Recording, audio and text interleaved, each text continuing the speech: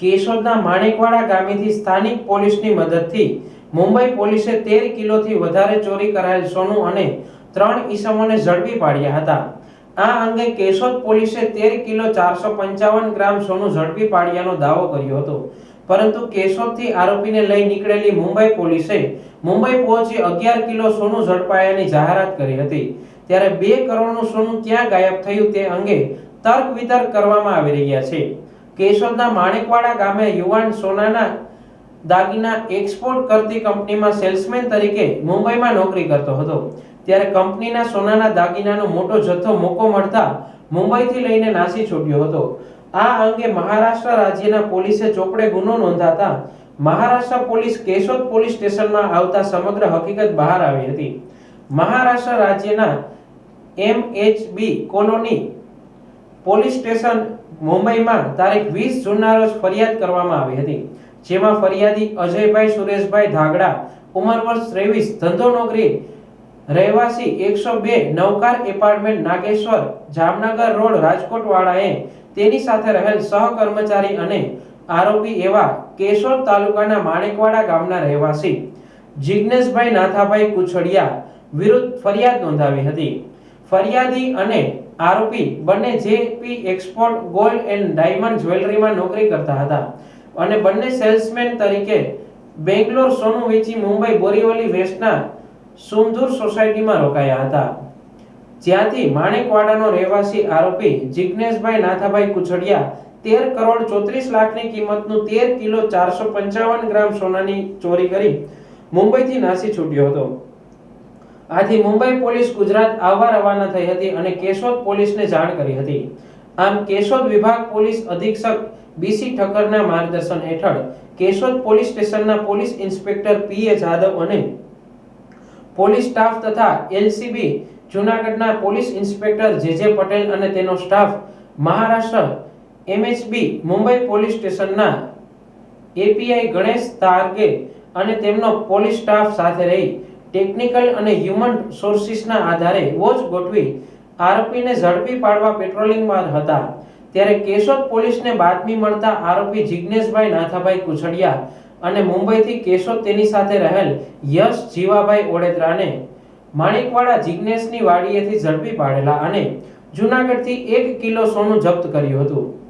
બાદમાં તેઓની પૂછપરછ કરતા આરોપી જિગ્નેશે બાકીનું સોનું તેના પિતા નાથા હરદાસ કુછડિયાને આપી દીધેલ હોવાનું જણાવેલ, જે અન્વયે કેશોદ પોલીસ તથા એલસીબી જૂનાગઢ તથા એચએમબી કોલોનીની પોલીસ સ્ટેશનની ત્રણેય ટીમ સઘન પેટ્રોલિંગ તથા વોચમાં રહી આ કામના આરોપી નાથા હરદાસ કુછડિયા રહેવાસી માણેકવાડા પાસેથી બાકીનું સોનું કબજે કરેલ, જે ચોરીમાં ગયેલ સોનું વજન 13 કિલો 455 ગ્રામ સોનું કિંમત રૂપિયા 13 કરોડ 34 લાખ 62,327 જેવો તમામ 100% મુદ્દામાલ કબજે કર્યો હતો। આ અંગે કેશોદ પોલીસે વજન અને પૂરેપૂરી કિંમતના મુદ્દામાલ જપ્ત કરાયાની જાહેરાત કરવામાં આવી હતી અને કેશોદ પોલીસે આરોપી અને મુદ્દામાલ એમએચબી મુંબઈ પોલીસને સોંપી આપેલ। આથી મુંબઈ પોલીસ ટ્રાન્ઝિટ વોરંટના આધારે માણેકવાડાના તમામ આરોપીઓ જિગ્નેશ નાથાભાઈ કુછડિયા, યશ જીવાભાઈ ઓડેદરા, નાથાભાઈ હરદાસભાઈ કુછડિયાને મહારાષ્ટ્ર લઈ ગયેલ હતી। ગઈ તારીખ 20/6/2025ના રાજકોટના એક ડાયમંડના વેપારી છે, જેઓનું નામ અજયભાઈ સુરેશભાઈ ધાગડા, રહે જામનગર રોડ, રાજકોટ વાળા, કે જેઓનું પોતાનું રાજકોટ ખાતે જેબી જ્વેલર્સનું મોટો શોરૂમ છે અને તેઓના કર્મચારી છે જિગ્નેશભાઈ નાથાભાઈ કુછડિયા, કે તેઓ જેબી એક્સપોર્ટ ગોલ્ડ એન્ડ ડાયમંડ જ્વેલરીમાં નોકરી કરતા હતા। ગઈ તારીખ 20/6/2025ના રોજ તેઓ સોનું લઈ અને ત્યાં જે આમના શેઠ છે એમના ફ્લેટ ઉપર ગયા હતા બોરીવલી ખાતે। ત્યાંથી તેઓના સહકર્મચારીને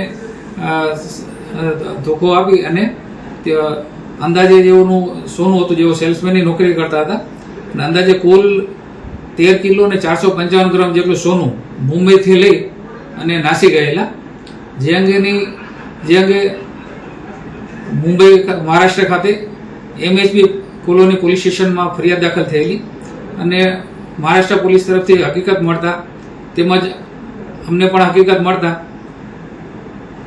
જુનાગઢ જિલ્લા પોલીસ, કેશોદ પોલીસ તેમજ મહારાષ્ટ્રની MHB કોલોની પોલીસ સ્ટેશનના અધિકારી તેમજ કર્મચારીઓ તેમજ કેશોદ પોલીસનો સ્ટાફને હકીકત મળતા તાત્કાલિક તેઓએ સર્વેલન્સ કર્યો અને સૌપ્રથમ યશજીઓએ ઓડેદરા ને પાસેથી 1 કિલો શરૂઆતમાં સોનું કબજે કરેલું અને ત્યારબાદ મુખ્ય આરોપી કે જે નાથાભાઈ હરદાસભાઈ કુછડિયા કે જેઓ પાસે બાકીનું સોનું હોવાની હકીકત મળેલી, ત્રણેય પોલીસની ટીમોએ એકદમ સાથે મદદગારી એકદમ સંકલન કરી અને કુલ 13 કિલો 455 ગ્રામનું 100% સોનું, જેમાં દાગીના તેમજ ગંઠા પણ મળી આવેલા, તેઓ કુલ તમામની કિંમત 13,34,62,327 રૂપિયાનો કુલ 100% મુદ્દામાલ રિકવર કરી અને MHB પોલીસ સ્ટેશન મહારાષ્ટ્રને સોંપી આપેલો છે. આ ગુનાના કામમાં આરોપી જિગ્નેશ નાથાભાઈ કુછડિયા, યશજીભાઈ ઓડેદરા, નાથાભાઈ હરદાસભાઈ કુછડિયા ત્રણેયની મુંબઈ પોલીસે ધરપકડ કરી અને આગળની કાર્યવાહી હાથ ધરેલી છે. અને અગાઉ આ નાથાભાઈ હરદાસભાઈ કુછડિયા અગાઉ મર્ડરમાં તેમજ દારૂના ગુનામાં પણ પકડાયેલા છે. આ સમગ્ર કાર્યવાહીનું સુપરવિઝન પોલીસ મહાનિરીક્ષક જાજડિયા છે તેમજ પોલીસ અધિક્ષક ઓડેદરા સાહેબની માર્ગદર્શન હેઠળ તમામ કાર્યવાહી કરવામાં આવેલી છે. સાહેબ, જે આરોપી છે એ ક્યાંના છે અને જે મુદ્દામાલ હતો એ ક્યાં રાખવામાં આવ્યો હતો? હા, આરોપી મૂળ માણેકવાડા ગામના છે, કેશોદ તાલુકાના, જેને કારણે આપણને કેશોદ પોલીસને તાત્કાલિક હકીકત મળી અને એના આધારે તપાસ કરવામાં આવી હતી. જેઓ પોતાના ઘરની પાછળ જે નદી છે, નદીના કિનારે ઝાડ ઉપર સોનું લટકાવેલા હકીકત મળેલી અને એના આધારે પોલીસે સમગ્ર મુદ્દામાલ કબજે કરેલો છે. અને અગાઉ જે 1 કિલો હતો તેઓના આરોપીના ઘરેથી, જુનાગઢ ઘરેથી 1 કિલોનો મુદ્દામાલ કબજે કરવામાં આવ્યો હતો. સ્ટોપ કિલો બનવાનું કારણ શું? મુખ્ય એનો ચોરી કરવાનો શોર્ટકટમાં પૈસા કમાવાનો જ હતો. જે ખરેખર એમ ત્યાં નોકરી કરતા હતા ને એની સાથે વિશ્વાસઘાત કરીને એને નજર ચૂકવીને ચોરી કરીને લઈ આવેલા હતા. હાલ મળતી વિગત પ્રમાણે મહારાષ્ટ્ર પોલીસે આરોપીઓ અને મુદ્દામાલ સાથે પ્રેસ કોન્ફરન્સમાં બોલાવતા મુંબઈ પોલીસ ઝોન 11ના બોરીવલી પોલીસ સ્ટેશન દ્વારા 11 કરોડનું 11 કિલો સોનું કબજે લેવામાં આવ્યું છે તેવી વિગતો જણાવી હતી. राजकोट स्थित जेपी एक्सपोर्ट ज्वेलरी कंपनी है, उनका सेल्स एग्जीक्यूटिव और एक स्टाफ बैंगलोर, राजकोट से बैंगलोर गए थे कुछ ज्वेलरी सेल करने के लिए. कुछ ज्वेलरी वहाँ पे सेल की, उसके बाद बची हुई लगभग 13 किलो गोल्ड ज्वेलरी वो मुंबई में आए. बोरीवली में उनके ओनर का जो फ्लैट है वहाँ पे रुके थे. सेल्स एग्जीक्यूटिव जो है वो फ्रेश होने के लिए जाने के बाद उनके साथ जो स्टाफ था, जो अभी 4 महीने पहले वहाँ पे ज्वाइन किया था उसने, ये मौका देख के जो ज्वेलरी की बैग थी वो बैग लेके वो भाग गया.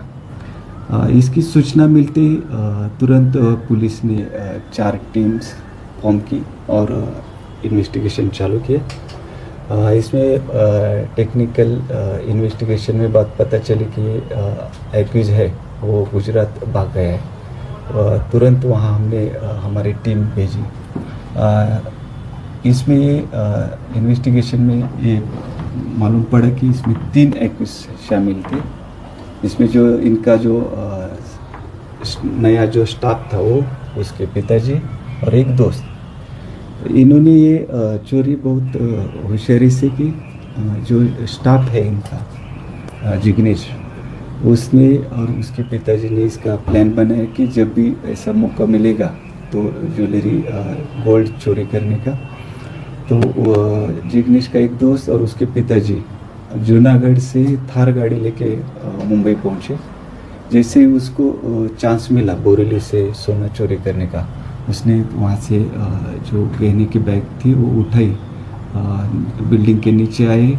वहाँ से उन्होंने ऑटो रिक्शा, जिग्नेश ने ऑटो रिक्शा पकड़ी और नेशनल पार्क यहाँ पे यानी गुजरात हाईवे पे उनकी थार गाड़ी वहाँ पे वेट कर रही थी. तो जिग्नेश उस रिक्शा छोड़ी और वो बैग लेके उस गाड़ी में बैठ के रातों रात वो लोग जूनागढ़ पहुँच गए थे. वहाँ पहुँचने के बाद हमारी टीम भी लगभग 1-1.5 घंटे के बाद वहाँ पे पहुँची.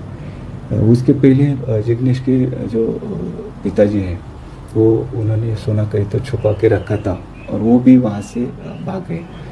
जिग्नेश और उसका दोस्त और वो गाड़ी हमें मिली, लगभग 1 किलो सोना वहाँ पे हमने रिकवर किया। बाद में एक दिन पूरा जिग्नेश के जो पिताजी और को एक्यूज है इसमें, तो उनको हम ढूंढते ढूंढते एक दिन बाद वो भी हमें मिली। इंक्वायरी में उन्होंने ये जो बाकी बचा हुआ सोना था लगभग 10-10.5 किलो, तो उन्होंने वो सोना जूनागढ़ में नदी के किनारे एक पेड़ के नीचे छिपा के रखा था। वो भी उन्होंने वो पूरा सोना वहाँ पे दिया है। अभी टोटल 13 केजी गोल्ड का उन्होंने हमें कंप्लेंट दिया था। अभी तक 11.5 किलो तक हमने रिकवर की है। अभी उन्होंने कितना माल बेचा और बाकी माल कहाँ है, इसका इन्वेस्टिगेशन अभी आगे चालू है।